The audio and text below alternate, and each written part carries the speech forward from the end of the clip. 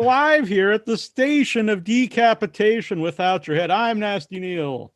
I'm Treacherous Trista. Yes, and we're joining by the returning, one of my favorite guests, and not just because he's here, one of my favorite guests. He's a Cenobite, actor, author, comic book writer, former model, maybe even a future model. A very well-groomed man, all around sweet guy. And he's the host of the Chattering Hour with Nicholas Vince. Nicholas Vince. Very good to have you here. I love your introductions of me. They always cheer me up, no end. Yes, yeah. I think it was the first or second time I brought up. At the time, I wasn't very well groomed, and Nicholas actually gave me grooming advice on the show. Well, I remember this very clearly because I think one of the questions we were asked by one of the viewers was, "How come I managed to retain my youthful good looks?" And of course, the answer is moisturizer and good lighting. This is what we all want in life: is moisturizer and good lighting. Good lighting, right? Yeah. Just bring around a lighting crew with you at all times. Yeah. And a makeup artist just to fill in the cracks. That's always very useful. Yeah. So returning to videocast. Was this something you missed doing? In terms of doing it with you now, or just doing the chat? In the chat. Well, of course. I mean, that goes without saying. Have you missed us, Nicholas? You mean the chattering hour? Yes, absolutely. The reason for coming back to doing video chats and the chattering hour. Okay, there were two reasons. I was asked by my producer, Chris Rowe, whether or not I would like to do it. And also, basically, the technology has moved on from when I used to do it on Google Hangouts. Right. I don't know if you found this, but doing this on Zoom is an awful lot easier because now everyone over the last 8 months has become an expert on doing video casting. So in terms of getting guests on, and sadly, because of lockdown, everyone's a lot more available than they have been previously. So yeah, it's just an awful lot easier to do now. Yeah, because we used to just do audio, obviously, and I always wanted to do video, but that was a big problem, was finding the guest who could also do video. And it's not the same like if you're in video and they're on the phone or whatever. But I didn't even know about Zoom actually until the pandemic.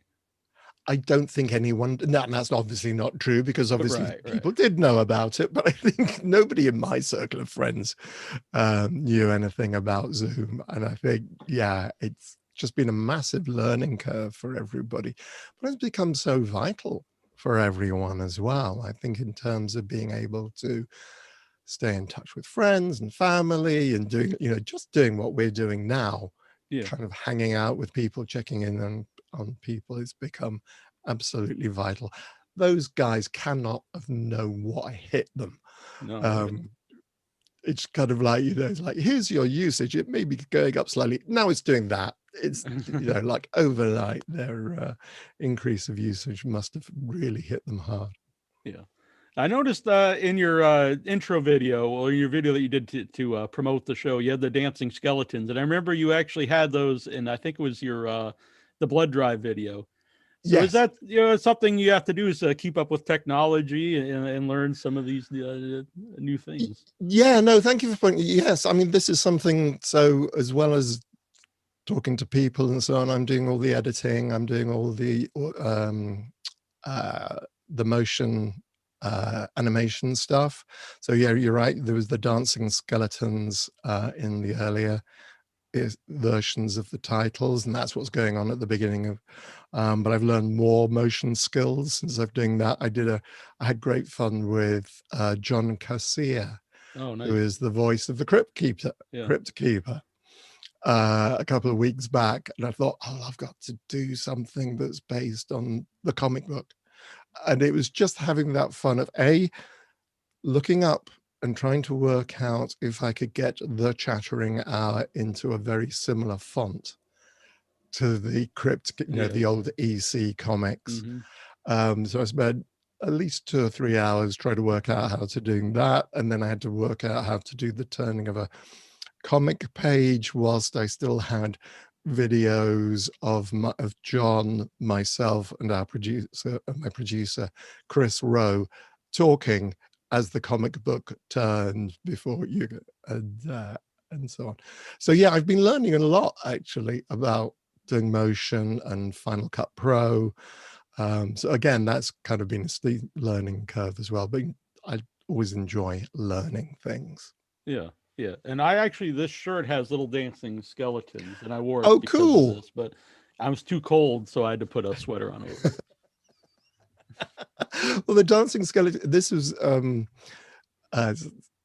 was originally an iOS app that I found them, but it was that I was just so pleased that I managed to get the dancing skeletons to dance more or less in rhythm with the music. And it's just like, yeah, they're actually kind of hitting the beat on this. I was so proud of myself for being able to do that. Yeah. And I notice, you always have you have a lot of independent artists on the show, and then you have, iconic horror people. And I don't want to say which you prefer, because that's kind of a silly question, but I like that you also like to promote, because I think that's important to promote the independents and people that are upcoming. Yeah, absolutely. I think that's what's really different between the two shows, because of course I stopped doing Chattering with Nicholas Vince, nearly 2 years ago. In fact, 2 years ago in December, in a couple of weeks, it'll be 2 years since I broadcast chat, and that was very definitely aimed at the independents. Honestly, I learned a lot of because you would suggest people to me, and then, which is nice, though, because then you find it, people's work, and you follow them. No, absolutely. And I'm still a big supporter of independent. In fact, when we come to talking about projects I've been working on this year, they're all independent filmmakers. So I've been working with them a lot over the last two different independent film companies. Did 2 films with 1 production company. But I think that's what's really different between the 2 shows, because I did nearly 140 episodes of Chattering with Nicholas Vince. This time around, it's very definitely aimed at talking with people who've had a far more established career. I mean, we're talking about Malcolm McDowell, John Cassier, who I've just mentioned. So most of the people I'm talking to so far have been people who have got careers that have lasted 30, 40, and 50 years. And so that's kind of looking at it from the other angle, if you like, looking at it from the other end, saying, okay. And I think that's what I find really interesting, is the fact that in all of these people, they've got something to teach you. I learned an awful lot from the guys I introduced, interviewed on the early incarnation on Chattering with Nicholas Vince. I met some really interesting filmmakers who are doing that. This time it's really interesting to listen to people. I was talking to my guest this week, Brad Greenquist, who many of your viewers are going to know from Pet Sematary. And he was saying that something he'd been taught, there's an acting teacher called Meisner, and Meisner had said in his book that it takes 20 years to learn how to act. And I thought, I'd never heard of that before. That's absolutely fascinating. And he was explaining why, his experience and why that was true as far as he's concerned. Now, that's something you only get when you've been acting for, right, for a decade. Someone who's been 2 years would know, that. No, absolutely. And I think, this is what I like about this. If you look about all the interviews and take them all together, you're going to learn something from lots of different people, basically. Yeah. That's what I personally like about long form interviews in general, is you get maybe not their whole life, but you get glimpses into your life stories, or you're going to learn something, or both combined. And there's something too about that, you're immortalizing, their story, or at least part of their story. Yeah, I think that's very true. I was just thinking about, I love the long form as well. I also thinking, I always get to the end of the hour and I think, oh, I just need another hour. I haven't got through, haven't got through half the questions. And that's often because we kind of go off into my producer and I, Chris Rowe, work really hard on the questions and thinking, okay, what are fans going to be interested in, and what films have they done, and what questions. But I kind of like also throwing in the mix, like, I didn't know that before. Let me just delve a little deeper into this, and perhaps people haven't heard this before, haven't heard this particular and maybe story. they haven't talked about it before. Yeah, absolutely. I think there have been a couple of times. I think I was talking to Courtney Gaines as one of the guests, and he messaged Chris afterwards. He's saying, before I'd spoken to Nick, I hadn't actually thought about a particular thing that he was saying when he was reflecting on his career. And it wasn't until we were actually having that conversation that it kind of popped into his head and so on. And I think it's those moments I find fascinating, and I think people will find really interesting. I agree 100%. Trista, you have a question? I do. I also just want to say you have such a lovely speaking voice. Oh, thank you. Yeah, truly. Like, I never understand people that do like ASMR, but I'm listening to you. I'm feeling very soothed right now. Yeah. My question has nothing to do with that. I'm actually just wondering how you met Clyde Barker. Oh, I met Clyde Barker. I was invited to a party up in Crouch End. So basically, I was at drama school in a place called Crouch End in North London, a theatre school called Mount View. And I was there with Simon Bamford, who played Butterball in Hellraiser. And I've always assumed it, I don't know, but I'm pretty certain that Simon must have invited me. It's difficult to tell because basically this party would have happened a year or so after I left drama school, but I still had friends up in Crouch End, even though I'd moved back down south of London by that stage. I still knew plenty of people who lived up. In fact, I was still working up there in an art shop. But I got basically invited to a party. But as I say, I mean, Simon Bamford, when he left drama school, went to work with Clive's theatre company. So I've always assumed that the invitation to the party came via Simon Bamford. And I just met Clive there, and we just fell to chatting, really. And Neal mentioned in the introduction, former model. This is true. I modeled for Clyde Barker. That's one of the first things, that's one of the first ways that we worked together, was I used to model for Clive. I ended up by modeling for a whole load of other comic book artists as well. Dave McKean. I modeled for Dave McKean, a gentleman called John Bolton. I modeled for, and just because I think it was a really interesting thing to do, particularly when it's a part of a comic book, because you're not just posing, but you're posing. It's kind of frozen action. It's frozen acting, if you like. It's like, okay, this is what you're trying to convey. This is what's going on. I remember when I was working with Dave McKean, it was on a book called Cages. And he would he used to come around to my house and photograph it. He'd take stills, and he'd say, okay, this is what's happening in this shot, Nick. So he didn't actually give me a script. He'd just say, okay, this character is saying, your character is questioning this.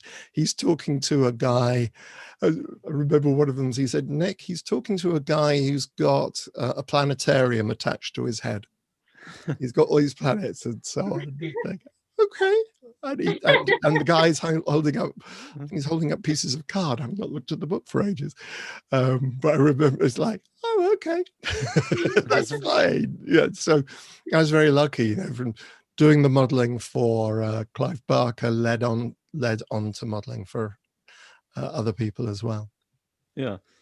Along with what Trista said there about your voice, do you do any voice acting? Because as she said, it is a great voice, and it would really lend itself well to a voice act. I haven't done for a long time. I find it terribly, terribly intimidating. I have to say, Yeah. The moment somebody says, "Okay, right, we'd like you to record your voice," yeah, that's how my voice becomes. Yeah, when I'm fine when I'm just sitting and chatting to people and so on. But the moment you've mentioned my voice, I can feel my throat tightening up, and it's like, oh no, don't say anything about my voice.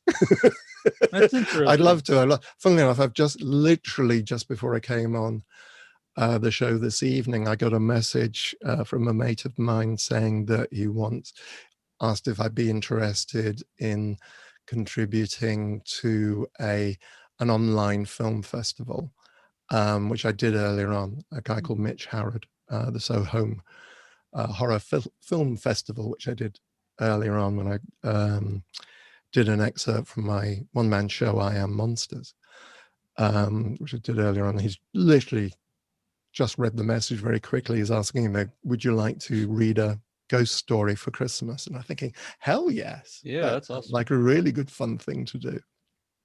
I love it. Yeah. It's interesting you said that, because I did a small part in a movie, and it was voice acting. And I talk a lot on the shows every week. I do many podcasts. And yeah, I played a radio DJ, so I thought, well, this will be easy. But I just had to keep recording it because I was like, oh, that doesn't. And then even when I would just start, you pay more attention to your voice then than you do if you're just talking normally on the show or something. I don't know, because do you edit the shows once? I know this is going out on Zoom. Right. Are you going to edit the show? Do you have to listen back to the podcast? It depends on the show. Normally not the live ones, but I have, especially in the early days before like we would do live and they'd just be recorded. Yeah. And I hate hearing my own voice back. Oh, it's honestly the last couple of months, because we started October the 8th on the Chattering Hour. So I've edited 1, 2, 3, 4, 5, 6, 7, 8, 9, 10, 11, 12. Yeah, I've done about a dozen shows. And it's mortifying. You just think, keep your hands still, Nick. Just try and keep your hands still whilst you're talking. And of course, I could forget within 2 or 3 minutes. And then you think, oh no, and oh gosh, because like it's doing the intros and the outros, which I record separately from the actual interviews themselves. This week on the Chattering Hour, I'm joined by, there's all those, and it's like, I noticed that my takes have gone from like trying to record 30 seconds. It used to take me about 6 to 8 minutes. I'm getting it down to around about 2 or 3 minutes of takes now before I find something that I'm happy with. But you're just so self-conscious and self-critical in these things. Yeah, it is a weird thing. I don't, it's not something I talk about a lot with people. So yeah, it's tough. You mentioned I Am Monsters, which we talked about before, and I know originally like the idea was you were going to try to take it to some conventions, and obviously things have changed right now. So are there any plans to do anything different with it, like either on video on demand or something virtual? I mean, I've kind of talked about it. I've been talking with my manager, Chris, about it as well. Really, I kind of was like, okay, 2020 didn't happen, which is, I think, how most of us feel. We get a do-over. It's like, I love the fact that the Tokyo Olympics are still going to be 2020 Olympics. Right. And that's kind of the way I'm thinking about life at the moment. So in my mind, everything I had planned for this year, I'm kind of shifting it forward to next year in the hopes that, who knows what's going to go on. But the aim is that, because I don't know. The thing is, I'm not sure what is. I'm sure it's the same over there. There are so many small theaters that have closed. Yeah, it's really unfortunate, because I have two, that I'd go to a lot in Boston, and they're still there, but and they've been there since like the 20s, but it doesn't, it's kind of touch and go, like if they're going to ever reopen. I know, to pay the bills. Yeah, I mean, just to keep, literally, referring to just to keep the lights on whilst nothing, and you've got no income. If you've not got a government or a sponsor's support, then how on earth do you manage to do this? I was watching something earlier on. They're going to be doing, I think it's this weekend, possibly, they're going to be doing a live broadcast with Judi Dench, Ian McKellen, in support of theatre actors, backstage crew, and so on. And they're selling tickets for £45 a time. And I think I can't afford that.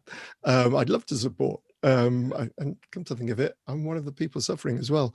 But I it's just, who knows what it's going to be like.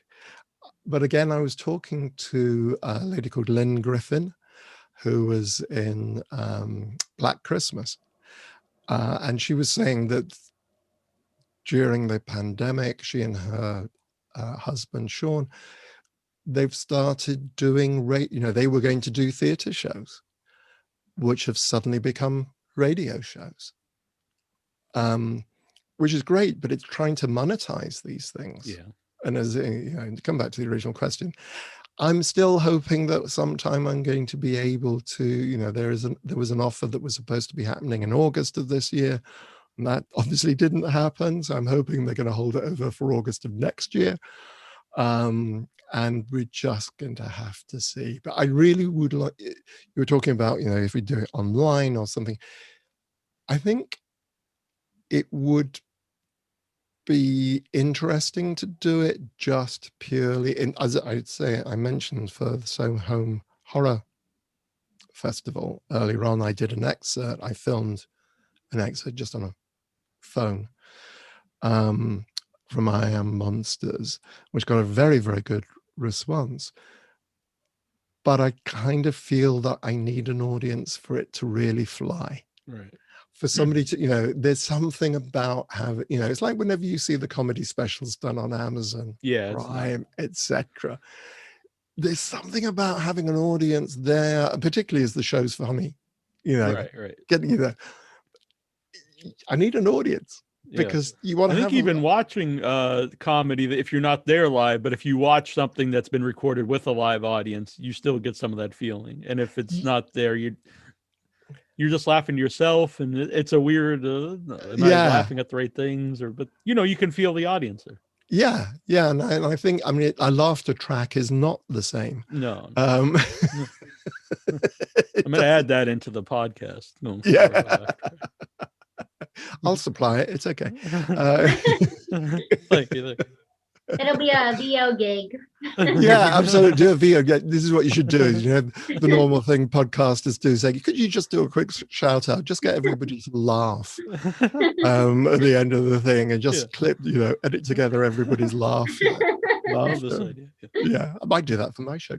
Yeah. Yeah, and I like that. You would know that it's who's laughing, but not everyone else knows. Yeah, no, absolutely. And I like the idea of having guest laughter. Can you name that laugh? That'd be a great comedy quiz. Yeah. Can you name that laugh? I'll name that laugh in 3 chuckles or something like that. Right. Yeah.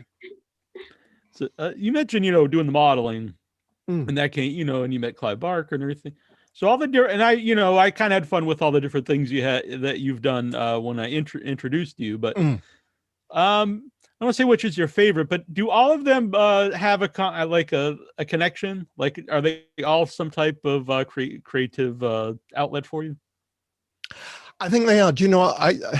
This is going to sound so weird. I was thinking about this yesterday, because we redid the garden yesterday. And by saying redid the garden, I meant my husband and I, Craig, I was applying weed killer to some ground elder that we've got. You have to literally paint it onto the leaves to make sure you don't, and we're moving some stuff. And he was doing all the heavy lifting and so on. And it's like, okay, yeah, and we need to put this pot here. That's just not, that's died off now. We need to and I looked at that and I thought, yeah, I've just done a painting in the back garden, basically. It's just going to look like, oh, actually, I feel I've had my creative fix now. I've done something visual and so on. Yeah, I think there are different parts of my brain that light up depending on what it is I'm actually doing, because I've been doing some, again, that was something else I started doing during the pandemic, was I created a Redbubble shop with some silly cartoons, Life of a Dog, because there was me, my husband, and the dog living at home in the lockdown earlier on the year. Just thinking, I wonder what the dog thinks about everything that's going on. I was thinking, what's going on in the dog's mind? He's like, obviously he's watching us too, and it's like, what's his view of what's going on? So I put some silly cartoons together, and I started doing some Hellraiser and some Treacherous stuff and so on, because I've always really enjoyed visual arts and doing stuff, and I keep on wanting. I've got some beautiful oil pastels which I've just not had a chance to kind of really break out and learn how to do properly. So I think, yeah, but then there's another little part of my brain that lights up when I'm writing, and that turn of phrase, and you're just thinking, and this character, and there's a short story I've been working on for a while. Again, everything kind of got pushed to one side when I started doing the chattering out.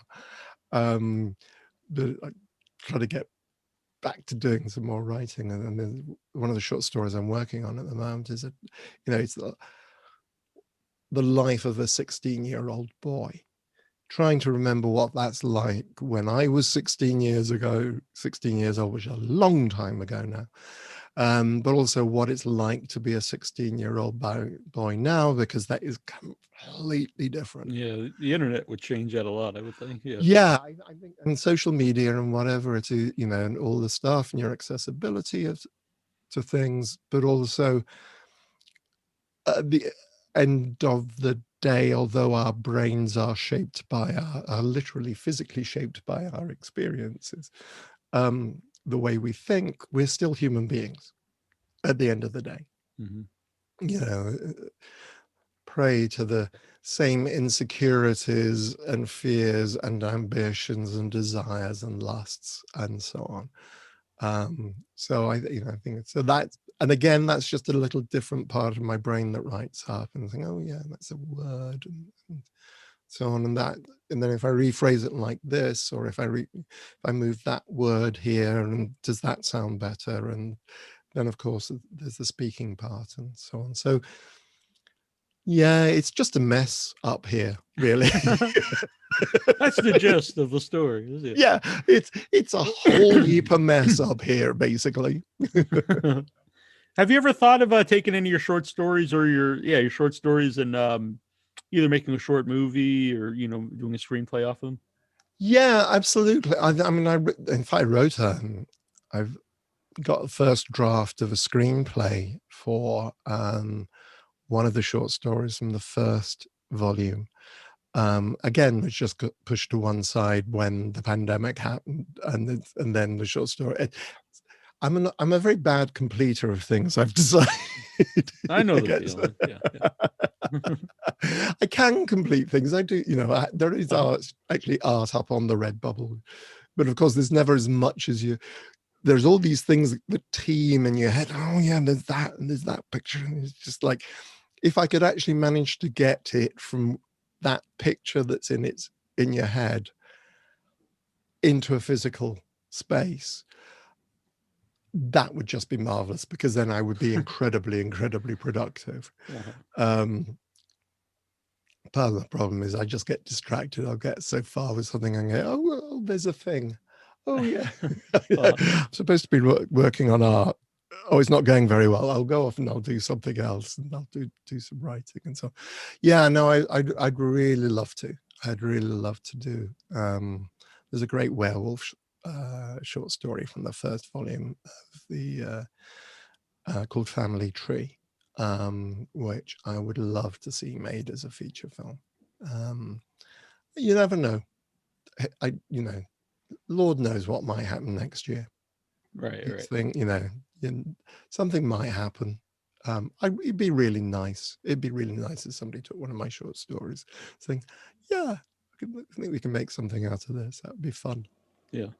I started listening to the Books of Blood audio when I walk. I listen to audiobooks, the Clyde Barker ones, and some of those obviously have been made into movies, but some of them that have, I always wonder. Some of them I wonder, like, why wasn't this ever made into a movie? Like, it's a really great story. And is there anything that not that you've written, but that you've if someone else has written that you've read and you would think, well, I'd like to make this or be in this? I think it's probably going anything by Clive, obviously. Those are always a given. I'd love to see In the Hills, the Cities. It's true. That's in my note. That's the one story that I was like, this should be something. I think it would work best as an animated, because I don't know if you could actually shoot it like live action without a lot of money or something. But then again, it's really interesting. I was watching The Call of the Wild, the one with the Harrison Ford and a dog, the CGI. I'm sold. I'll watch that movie. And just looking at what they managed to achieve with that, and I think what they managed to achieve with TV. But then you look at things like Game of Thrones or something. Game of Thrones, or what's the recent Star Trek Discovery. Mm-hmm. Again, huge budgets, Netflix, etc. Funnily enough, I was mentioning John Bolton earlier on.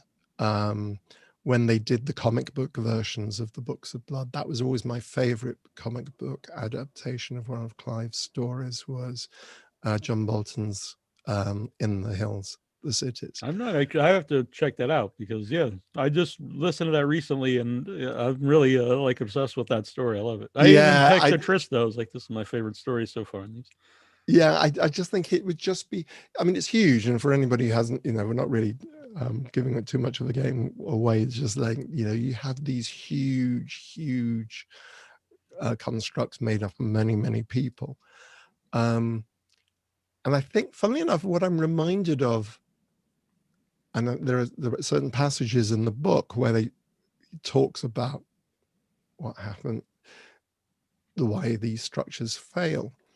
And of course, Clive just talks about how the particular person is feeling right at the center of, and why and what's going on and so on, which reminds me of Peter Jackson's Lord of the Rings, and one of the battles where he actually doesn't spend a lot of time looking at the battle. He spends a lot of time with the camera on the people left in the castle that's being defended. And in the same way, Clive, when he was doing Nightbreed, concentrated a lot on the creatures, the Nightbreed who are left below ground rather than the ones who are up doing the fighting and so on. I think it's one of those short stories where, for it to work really well, you have to have both the microcosm and the macrocosm. You've got to see these vast creatures that are being created in the story, but it's also got to be the story of the tourists. I think that's what I love about that short story. That's right. And I'm just trying to edit something in the back of my mind to work out whether or not I can say something. I'll assume that I can't, therefore I won't. If it's something Clive had told me, or something I'd read that Clive had said about that particular short story. But yeah, it's a wonderful short story. It's a great short story. Like you said there, I think the real horror of it would be the smaller bits, like the individual people in the monster, and the one tourist who is very fascinated by it. Which all of that I think you've got to. It's the tourists, and then the town and the people in the town and what's going on. We're writing this script as we speak. Exactly. Yeah. We're actually doing a treatment for a movie, you understand. It's like, okay, this is how I'd film that, and this is what that shot would look like. And then I can see a kind of a narrow, twisty street, which is very narrow, and then people sitting outside in the sun talking to each other, and there's a buzz about them, and then these strangers just happen to come across, and so I'd do that. I'm sure it's already been done. Trista, you have another question? I'm wondering if you can talk about the challenges of working essentially blind on Hellraiser. Yeah, I think one of those things about that is it's trying to humanize something where your normal actor skills are not available to you. Let me see if I can try and rephrase that. It's approaching the character in a different way. I was talking to Neal earlier on about the way that different parts of my brain light up dependent on what type of creativity I'm doing. If I'm acting, then I'm thinking about the character. I'm thinking about the backstory. How did they come to be here? What's the situation? What's their motivation? Why are they doing it? Kind of when I was doing the Chatterer, I didn't really have that much to go on. Literally, there was just the look of the character and so on. And then there was the physicality of the costume and the makeup. And you say, not really being able to see when I was working. Therefore, it became almost like mime, but with your eyes closed. it's like, okay, I've got to. It was very much like trying to remember how to dance, how to remember to learn steps, because basically once they worked out that I really couldn't see very much and I couldn't really hear what they were telling me, they worked out that what they had to do was to bring me onto set before we did the shot.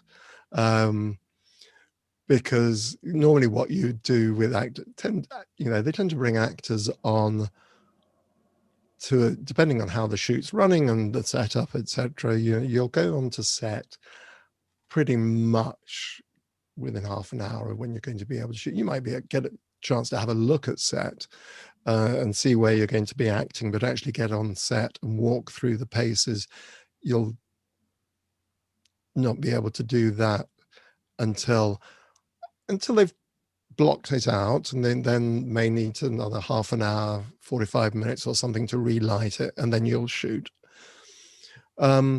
But what they tended to do to begin with was just bring me up in full makeup, and I had no idea what was going on around me, where I was supposed to be looking or anything like that. So they kind of had to accommodate me.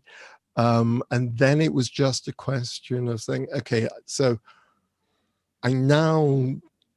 they're now bringing me on set without the makeup on, so I can see exactly what it is. We talk it through. Then they work out, okay, so you're going to be blind. Fine, we'll put a sandbag down at your feet so that as you walk forward, when your foot touches that sandbag, that's when you stop and you chatter your teeth, or do whatever action is required of you, or just one of the pieces of hold on to Ashley for dear life, because she's going to struggle and try and get away from me. You've got to be this big strong and thinking she's so much stronger than me. So yeah, I think it was that it becomes a different type. A fan once said it was a very measured performance, and I was saying, yeah, it's very measured because literally you're working within. And the same for Simon Bamford, who was playing Butterball. And the same for Doug and Grace on the first film, Barbie on the second film, playing the female. There are physical restrictions to what it is you're doing. We were talking about, you mentioned Star Trek Discovery. The one, oh God, my mind has just gone blank for the actor's name, but the character's name is Saru in Star Trek Discovery, played by the actor who was in Shape of Water. Doug Jones. Thank you, Doug Jones. Thank you, backup brain. Yeah, and it's like I was watching Doug play Saru in Star Trek Discovery, and you just have to look at his feet. It's because he's wearing very high heels, and that throws his body off in a particular way.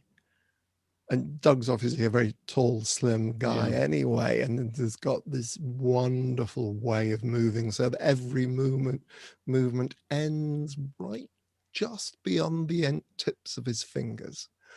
He's so elegant and so beautifully controlled. It's a real dancer's movement. And I think it's that thing, you know, a lot of the character and that is dictated about the physical, you know, the costume. And that's the same for all actors whenever they, you know, we do period, women particularly when they have to wear the lace-up girdles and so on, that you can, or even the men where you're having to wear a waistcoat, it means you have to breathe in a certain way, and that all those things will contribute to a performance. Interesting. I thought about you recently. Last week we interviewed the cast of Blind, new horror movie, and the main act, well, not the main actor, but the actor who plays the villain. His mask had no eye holes, and he was talking about being led around. And I thought, oh, it's very much like the Chatterer. Yeah, absolutely. He has my deepest sympathy. He really does. Yeah. So, after you did Hellraiser and Hellbound, how much did Hellraiser and Chatterer mean to you until the internet came around? Like, did it have the same effect on you? Gosh, that's a very good question. I don't think I've ever been asked that before in that context. Though I suppose prior to the internet, I mean, there was a 10-year anniversary when I was when I went across to Boston for a 10-year Hellraiser anniversary, and then I kind of got to understand how much Hellraiser meant to people.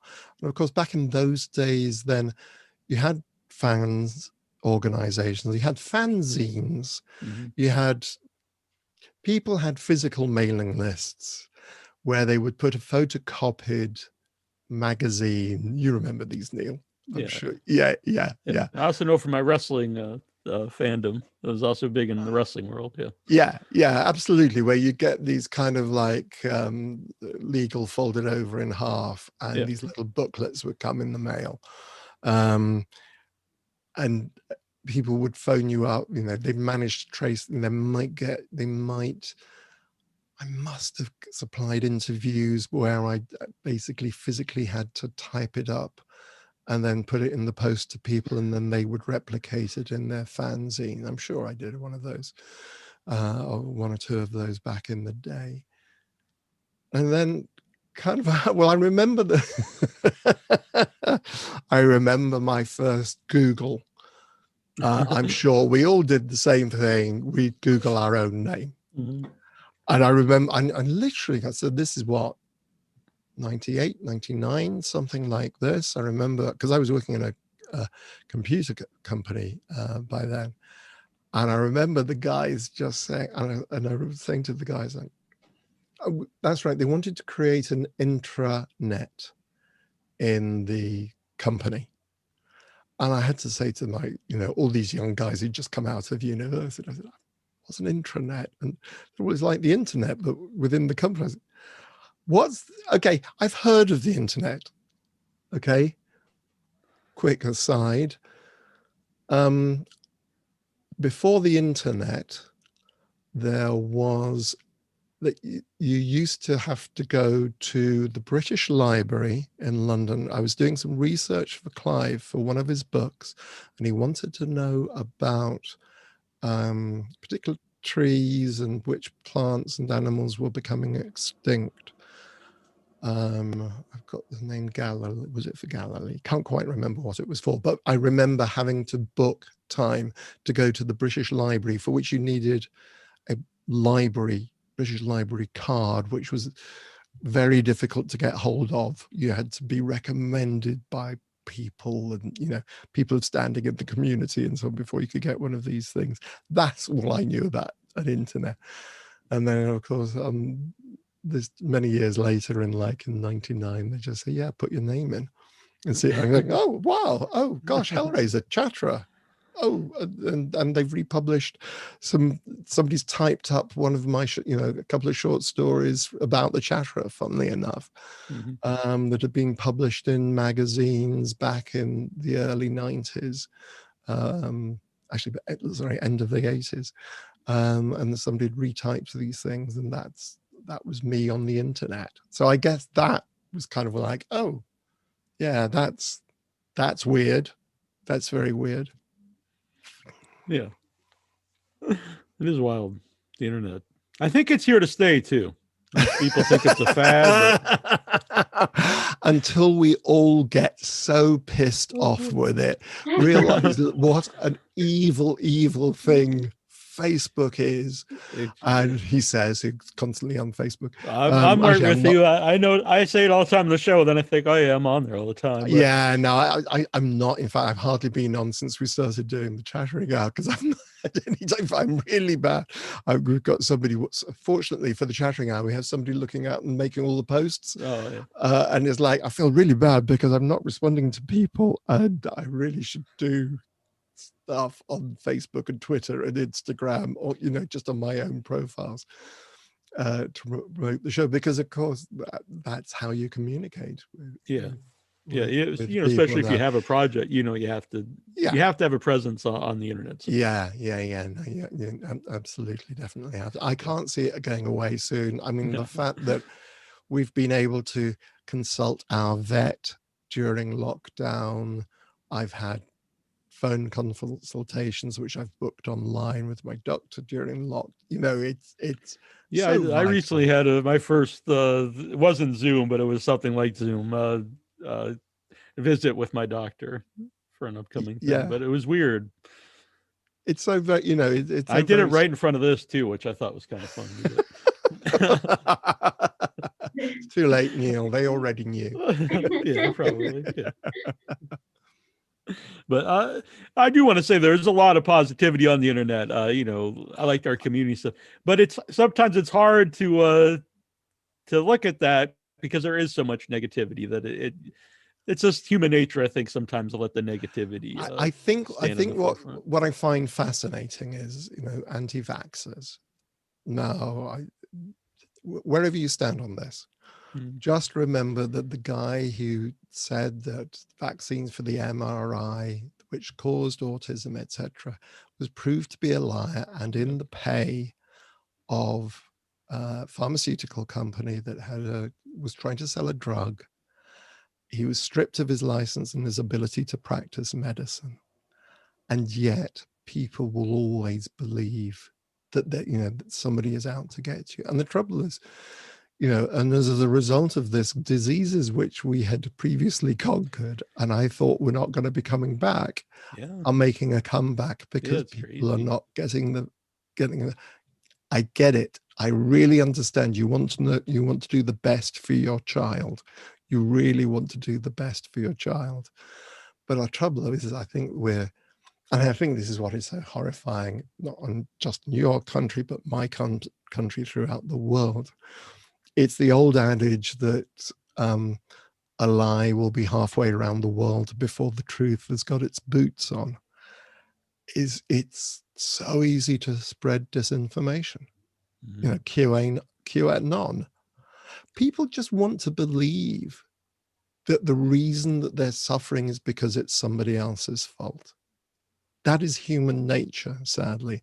And all the internet has done is amplify that and give a voice and allow that to be constantly it's not, you are a victim. You are unable to, you have no choice. It's incredibly disempowering. And oddly enough, when you disempower somebody, you can be sure as eggs, the power is going to somebody else. Somebody else is exploiting that.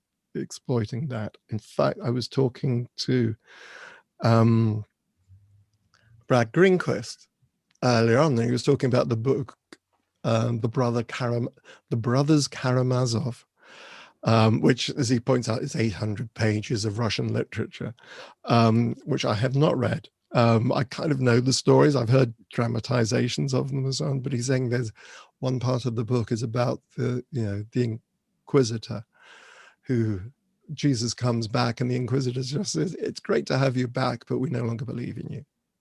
And it's like, I think the power is all with the other guy. And because we've discovered that we don't need you anymore, basically we can run things, we can hold all the power ourselves.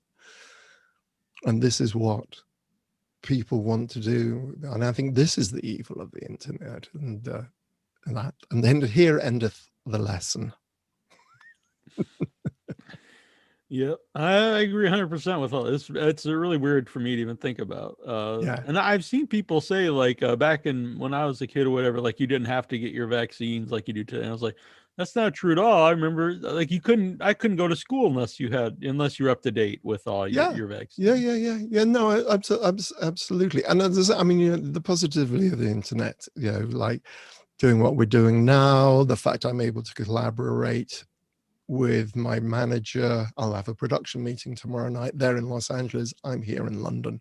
Mm-hmm. The guests I am speaking to are in America. The ones I've been interviewing so far are in America, either East or West Coast.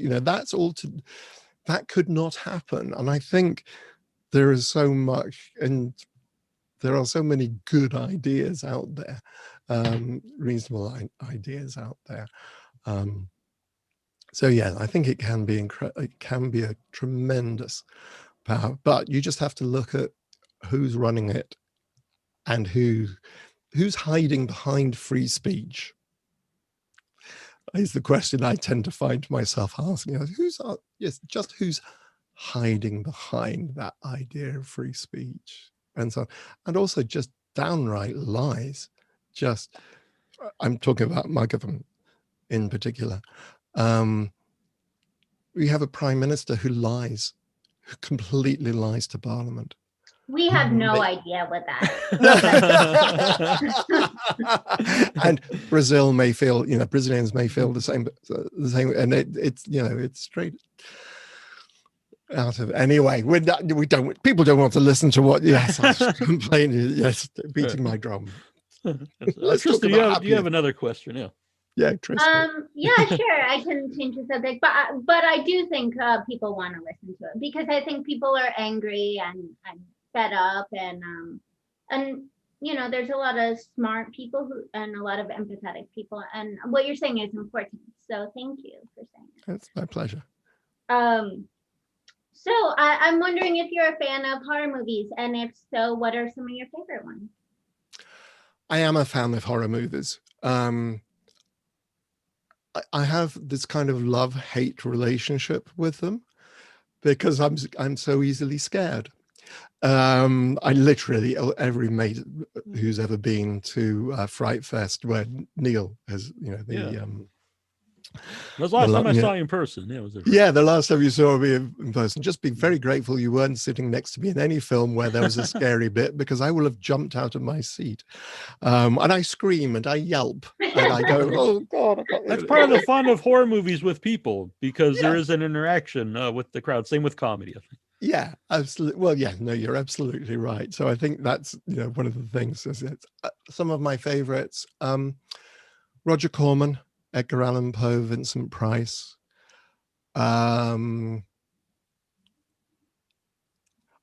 It's terrible. I tend to think immediately of the classics. I mean, I love Nightmare on Elm Street. It's very interesting because, of course, I've been watching, because I've been researching for the guests.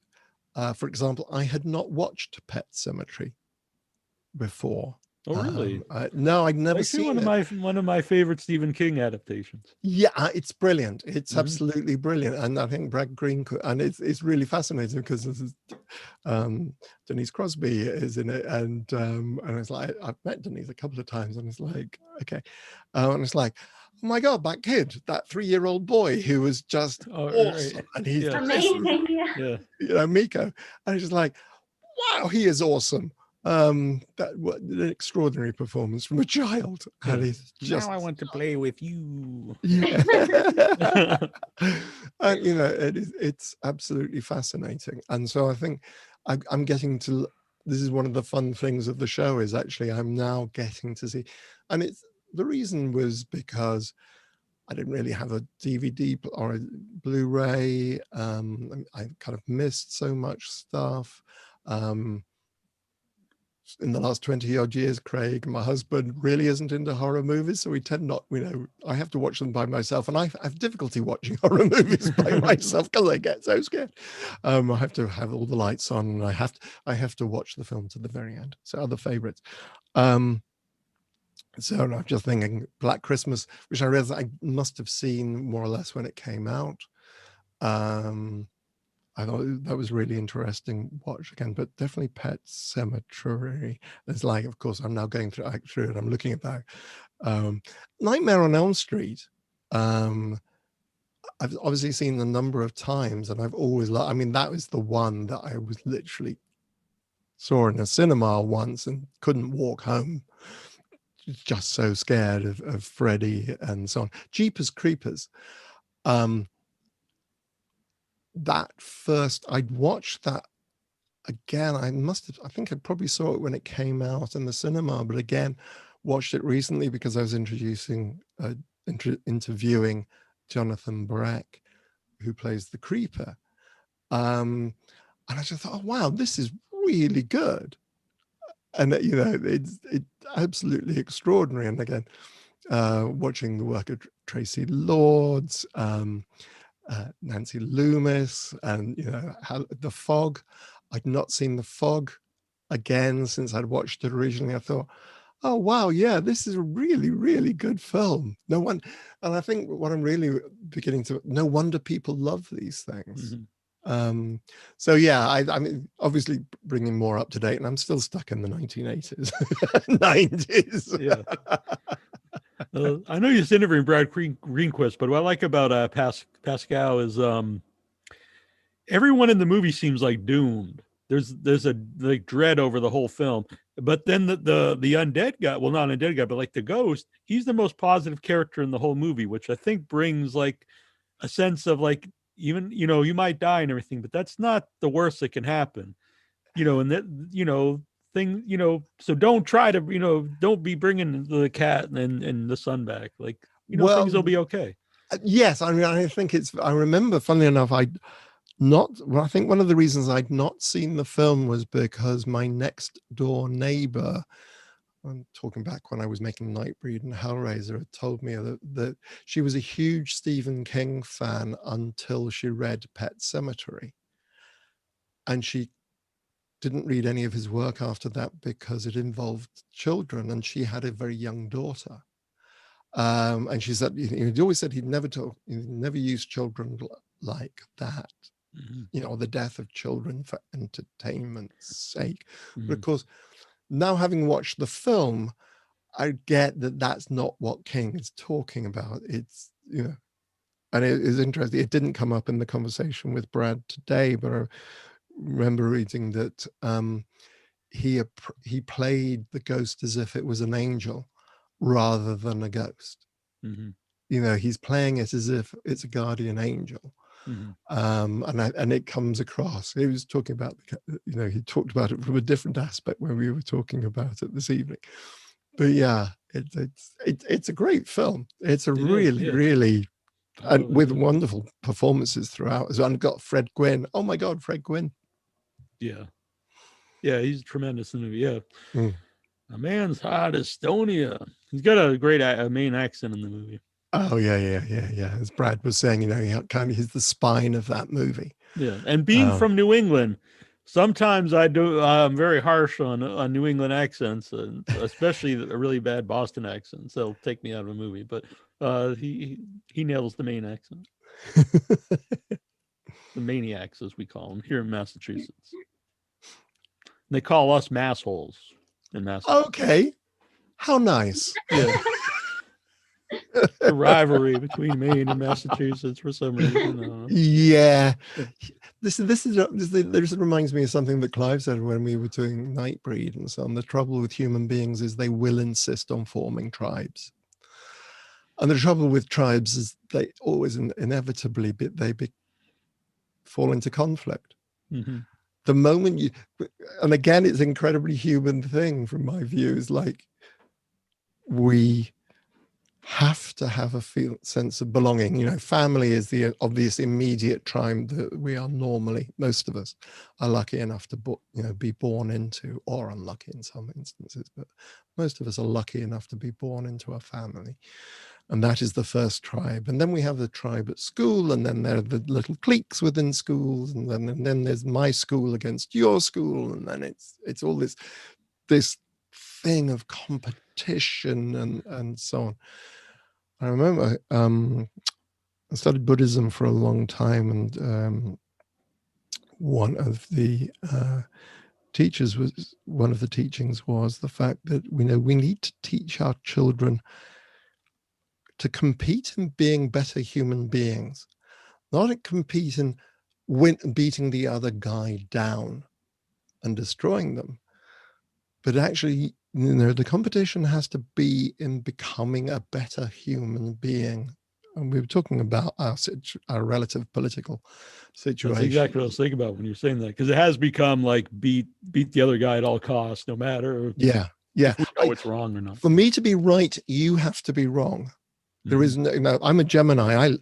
I'm completely comfortable with holding two completely opposite views and just thinking, yeah, I can see that from that side. I can see, it's just like, that's the way my mind works. It's like, okay, well, that's it from this angle. Yeah, but I can understand that. And in fact, I kind of feel that, but just as much, but my head says that, my heart says this. There's a little bit of both. And so we're talking about doing positive things. Is I've joined the Green Party in this country, which is literally the political party of ecologists in this country, because I just thought, I can't just complain. I can't just stand by and do nothing. Of course, it's all been very weird because, of course, I've not met anybody because it's all been online. But I've been, I was watching an absolutely fascinating webinar earlier this week where Wales, lovely little Wales, independent country within this very small island, they brought through a law that states you have to consider the impact on future generations. So for every piece of legislation, you have to think about what is the impact on the future generations. Not just the next 6 months, not just until the next election. And will this idea get me elected, or this act get me elected? Is it popular now? Is this what people are asking for now? You have to think about, what about the children and future generations? Is this policy sustainable? Is it going to help us going forward? Is it going to protect the planet going forward? And I just thought, this is I'd never come across this idea before. And I just think, oh yeah, that makes so much sense. That, and this is something that's important that we should be thinking about. And it's just like, I look at any of the current leaders at the moment in the main political parties, and I just think, I'm not saying you're an evil person. I just think you're blinkered. I just think you're, your short-termism. And a lot of the time you are just purely interested, purely in this for your mate, for you and your mates, basically. The PPE contract that's going to go to your mate over here, or your vaccination program that's going to go over here. Yeah, we've got systems set up, but no, we're going to outsource it to these people who are supposedly experts over here, and we're going to start this thing. Yeah, I've got to become part of a political party, and it's going to be a Green Party. It's going to take a long time, I suspect. And hopefully we survive that long for it all to work. Right, yeah. I want to ask you a few questions here from, because a lot of people send them in from Facebook, so I'd like to get to a couple of them. Yes. Ken Craver wants to know, if asked, would you ever consider reprising the role of Chatterer? Yes, but he'd have to be a very post-lockdown Chatterer with a much larger belly than I had. I did actually, a couple of years ago, I did actually get down to my waist size being more or less what it was. I'll say, yeah, you look great when I saw it, and you look great right now too. Yeah, thank you. But yeah, no, I've definitely post lockdown. I put on so much weight. Lockdown is my excuse. Yes, I remember you wearing your husband's vest that in Texas. In London. No, absolutely. Yeah. Yes, I would. If honestly, to be honest, if Clive Barker was involved, if Clive was behind it, then hell yes. Whatever Clive asks me to do, I'm going to do. I'm such a pushover. You still keep in contact? Yes. Yeah. Good. Yeah. He's doing well. He's doing very well. Lots of exciting stuff happening for him recently, which I'm so pleased about. And I've not had a chance to. You talk about Books of Blood, then you Hulu series. We can't see it over here, as far as I can understand it. Yeah, I'm just like, I want to watch the Books of Blood. Yeah, Trista got to see it at the drive-in, which was very cool. Oh wow, very very. Yeah, cool. it was awesome. Brandon wants to know, when working with Clive and reading the scripts, did you ever have a moment of what the F or something being too far? If I've understood the question, did I ever look at the script and think, is this going too far? Yes. Oh gosh, that's really interesting. Okay, right. Okay, I'm really hoping there are no children watching this. As I tell this story in the one-man show. Clive showed me images from, I always have to think, really, Piercing Fans International Quarterly. International. Yes, yeah. I've probably mentioned this before. And you think, he said, Nick, this is what is inspired, and think, oh my God, what the hell? I'm not doing that. Okay. I think it was so groundbreaking. I think Hellraiser was so transgressive, but also so liberating for so many people. And through it, I met an awful lot of people in the bondage scene that I was just not aware of when before all this kind of happened and so on. It's like, oh wow, this is cool, and these are really nice people, and this is all very, very interesting, and so on. Did I ever look at the script and going, what the hell are we going on? Kind of, but it was Clive, and I'd known Clive for 3 years. I'd read the Books of Blood, and I was just so pleased to be part of it. And it was so exciting, to be honest. It was just so exciting. I kind of didn't care. Yeah. It's my own personal opinion. I do think a lot of the later Hellraisers that have come out recently, I think that they really missed that whole part of what makes Hellraiser. They really miss the weird sexual aspects of the original Hellraiser films. That's real. I've not watched a lot of the recent ones, I have to say, to be able to judge. And I think it's very difficult to just how far can you go with that. I mean, it was pretty extreme. I mean, I'm so used to watching it, and then I realize people who've not seen it may find that the way people are pierced and female Cenobite doing that with her very disturbing and very, very unsettling. I kind of get that, I forget that some because I kind of inured to it over the years. But yeah, I'd be interested. Good point though. How far do you go with it? Because if you do go further than the original one, then you're making maybe an adult film or but it's precisely there where you don't necessarily have to know it's there to still enjoy Hellraiser. I think it's kind of one of the challenges of doing that, which is why, again, I'd love to see be interested to see what they've done with the Books of Blood. Derek Neal, a mutual friend of ours, other than his own, what films does he consider required viewing for up and coming filmmakers? Oh wow! Oh gosh, that's for up and coming filmmakers. What films do I? Okay, I would go back to Roger Corman. And this sounds really weird because they were made so long ago, but Roger Corman was the original independent filmmaker. I think it's worth reading his book, How I Made 1,000 Movies in Hollywood and Never Lost a Dime, just because he talks about, the fact that they had a forest fire in Los Angeles, and he drove through it on his way to the studio, and they were making Fall of the House of Usher. He said, right, grab the camera crew, grab the actor, grab the horse. We're going to do the opening shot of the movie. That whole idea of, you work with what you've got, but still strive for the highest possible value, production value. Mm-hmm.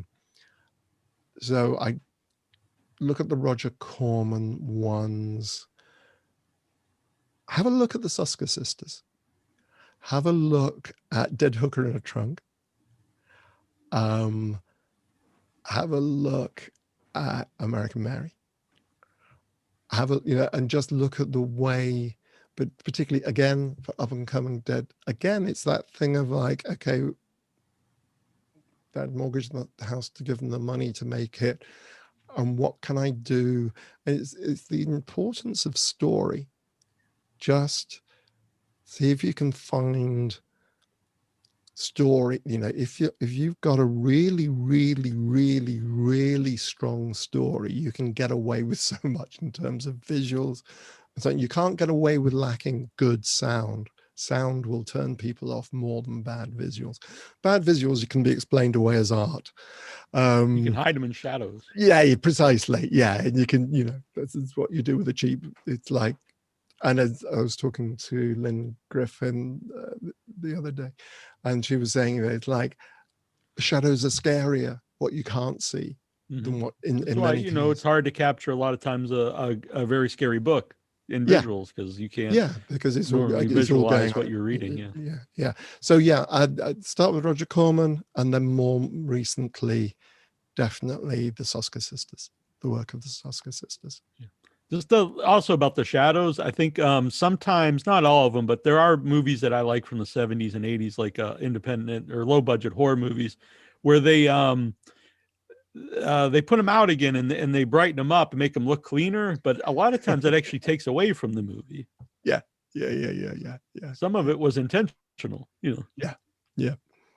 I remember seeing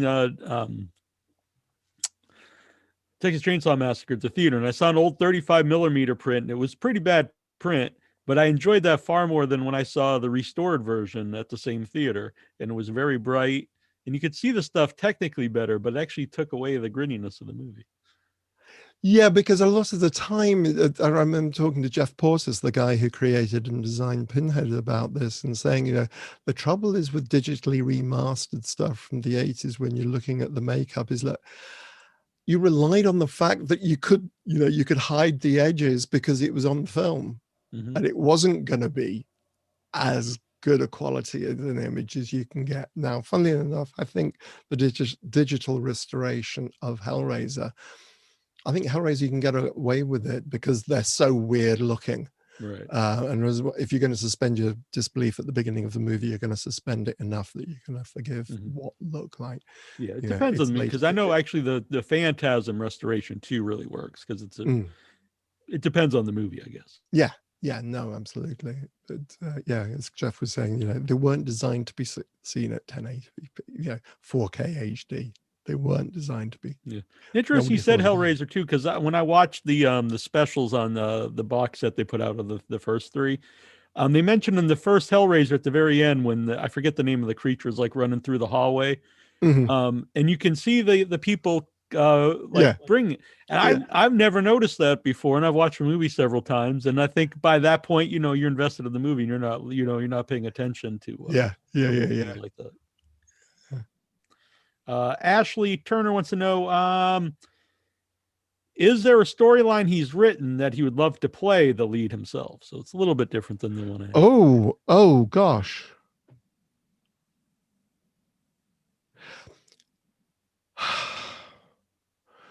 I don't think I'm trying to think of one where I've actually written somebody that I would be the right casting for. I think I really should go out and do that. Funnily enough, one of the short stories in the third volume that I'm working on now is kind of the old soldier talking to a young soldier. And that would be kind of interesting. I don't know if I'm grizzled enough. I don't know that I'm I don't know if I'm a natural casting for that. That actually, that's a really, really good question, Ashley. And it makes me strangely uncomfortable because I realize how vulnerable I would have to be in order to be able to do that. Because I think when I'm writing stuff, particularly as I'm writing stuff where either nasty things are happening to people or it's somebody doing a nasty thing, I kind of don't want to be in either of those situations. Which, of course, is a complete lie. I'd love to be nasty to people on film. Got that feeling about you. See, Gemini, I can believe that. I can totally believe that of myself. That both those things are true. So I can't think of anything else, but I'm now going to have to go away and think about something I'd have to write for myself. And so, yes.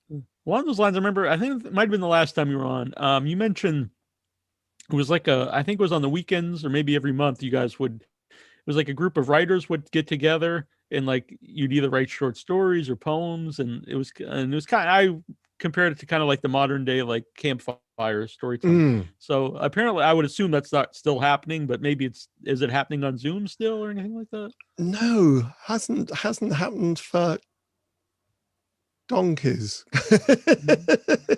hasn't happened for a long time, which is a real shame. And I've been too busy to even think about it. But yeah, yes, would be a very cool thing to do. Definitely. Yeah. So the Chattering Hours return. So when is the Brad Greenquist episode? When is that? Brad will be available on Thursday. Oh, awesome! So every Thursday. So that's my tomorrow carved out, where I have to go. So I've got to edit it and do all that, do all those cool things. It's fun because I get to relive, the enjoyment. Because I'm very lucky because I really enjoyed talking with all the guests that I've spoken to. I think that's important. If you're. I know Trista and I both enjoy talking to people. So, yeah, absolutely, and I think I'm very lucky with the people I've been chatting with. I've got on very well with them, and kind of just having fun. So yeah, so tomorrow's job is doing Brad Greenquist. Very cool. And I never told you this, but I like that you've embraced Chatterer. But he's not like your whole existence. But there's a little bit there, chattering with Nicholas Vince, and it's nice because I've seen people who totally distance themselves from a character, and I always think that's a little sad. And then people that might be their whole identity, and that whatever. But you've got him there, but he's not just all you. He's not. Yeah, I'm never going to be able to escape him. Right. So you embrace him. Yeah. Yeah, absolutely. Thank you. I'm glad you feel I've managed to hit that kind of balance because I'm very conscious of that. Yeah, but he's there, and a lot of love and blood and guts went into his creation. So I'm kind of want to acknowledge that and enjoy it as well. Very cool. Well, this has been great. Good. And before we go, I have to do a quick, it has been great, but let's do a couple of shout outs for things. Firstly, Paintball Massacre. Which I forgot to bring up, which we both That's quite all right. Yeah. Let me do that thing for you. Yeah. Paintball Massacre, feature film. I've got lovely cameos and all of these things. I'm discussing this. Paintball Massacre is released on December the 15th, and I just checked it's available for pre-order on Amazon.com, not on Amazon.co.uk, only .com because it's only being released in America and Canada. And it's an Australian movie. It's a UK movie. UK movie. Okay. These are all UK movies. Right. But Paintball Massacre, I've not had a chance to watch it yet. I have been sent a link because I need to have a watch of it. but it was really fun to do, and I play a barman. So I spent 2 days behind a bar doing that, talking to these people. And for people who know Nicholas, he doesn't drink, so yeah, ironic, isn't it? Yeah. I don't either anymore. Oh, well done you, and you're looking great, by the way. Oh, well, thank you. Appreciate it. As do you, Trista. As do you. Nicholas. But Paintball Massacre does exactly what it says on the tin. It is all about a paintballing. It's a school reunion, and it's a massacre during a paintball. Then there's Heckle, which stars Steve Guttenberg. They've got an agent pushing that, a film distribution agent pushing that at the moment. So hopefully that should be coming out. That's a really interesting. Again, it's an independent film, but they got Steve Guttenberg in it. And Nicholas Vince. And Nicholas Vince, very briefly Nicholas Vince, but I have to say it's a nice little it's a fun moment. It's a fun little moment. They're outside. There's another one from the same production company there called They're Outside. They're working on distribution. They've got a number of irons in the fire at the moment, they were saying, so they're still trying to put that one together at the moment. Both of those screened at versions of Fright Fest earlier. Heckle and They're Outside, so some people have already had a chance to see them. So yeah, very cool. That's a great name too. They're Outside. I like that, isn't it? Yeah. And again, it's kind of, it's a nice independent horror film. And it was fun to do. Very cool. Well, we'll look forward to talking to you again. Good. Thank you thank you so much for having me on again, as usual. And Trista, lovely to meet you. Lovely to meet you. You are lovely yourself. So thank you. Thank you very much indeed. Right back at you, lady. And thanks for everybody who's watched and everybody who's been watching the Chattering Hour, because I really do deeply appreciate it. Yeah. I was asked where people can look that up, but I think you just put in Chattering Hour, you're going to find it. There is a website, thechatteringhour.com. It's actually on Chris Rowe Management YouTube channel rather than the Chattering or Nicholas Vince. So Chris Rowe Management is the production company behind it, Tea Time Productions. So if you're on YouTube, Chris Rowe Management, spelled as it sounds, or just go to thechatteringhour.com, and they've got links, and they've got a little bit on myself and Chris and which guests we've got coming up and so on. And then we're also on Facebook, Instagram, and Twitter, as you would expect. And Chris Rose was a good guy too. I had drinks, or I was to say dinner, but really it was just alcohol in Rhode Island. I don't know if he's drinking that, but him and Barbie and some people, it was a very nice time. Yeah. He's a sound fella. He's a sound fella. Yeah. All right, very good. Well, this is very fun. You too. I absolutely adore your cardigan, sir. I've just realized. I just looked at it closely. Yes, it's we control the horizon. No, it's the Twilight Zone. Yeah, it's the Twilight Zone. Yes, absolutely. I was trying to work out which one it is. Yeah, it's brilliant. Absolutely superb. All right, I shall leave you all to it. Take care, folks. Thanks very much. Bye. Thank Good night. you.